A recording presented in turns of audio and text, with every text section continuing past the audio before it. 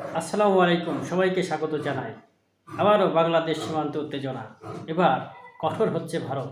বাংলাদেশের সীমান্তবর্তী প্রতিটি জায়গায় তারা কাঁটাতারের বেড়া দিবে এবং ৩ বিঘা করিডর যেটি বাংলাদেশ বিগত সালে পেয়েছিল সেটি তারা নিয়ে নেবে। ওদিকে জানুয়ারিতে দেশে ফিরছেন শেখ হাসিনা, এমনই সংবাদ প্রচার করছে বিভিন্ন সংবাদ মিডিয়া। চলুন আমরা প্রথমে সে সকল সংবাদ শুনে আসি।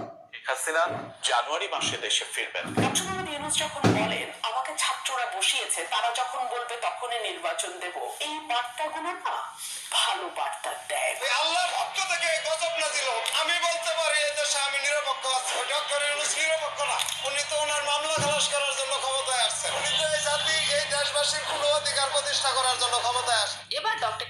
এবার ডক্টর মোহাম্মদ ইউনূসকে ঘিরে দিলেন কৃষক জনতা, এমনই নানান ভুং নিউজে ভরে গেছে চ্যানেলগুলো।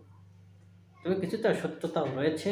আপনারা একটু আগে যে ব্যক্তির কথাটি শুনলেন, উনি এই কথাটি বলেছেন যে প্রফেসর ডক্টর মোহাম্মদ ইউনূস নিজের মামলা থেকে বাঁচতেই এই অন্তর্বর্তীকালীন সরকারের প্রধান উপদেষ্টার চেয়ারে তিনি বসেছেন। অপরদিকে আপনারা দেখলেন যে রুমিন ফারহানা কীভাবে অন্তর্বর্তীকালীন সরকারকে দোষারোপ করলো এবং ছাত্রদের কথা মতো যে তারা চলবে, এই ধরনের কথাবার্তা বিএনপির কাছে মোটেই ভালো লাগে।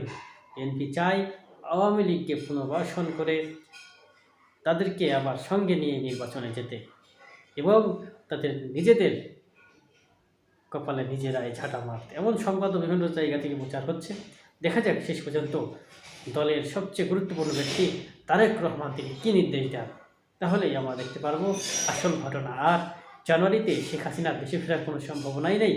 এগুলো সব ভুয়া সংবাদ, চতুর্দিকে সব কোনটা সত্য কোনটা মিথ্যে এ নিয়েই করেছেন আপনারা দ্বিধায়। সেই দ্বিধা ছড়িয়ে দিতেই আমি এসেছি আপনাদের মাঝে। ধন্যবাদ সবাইকে।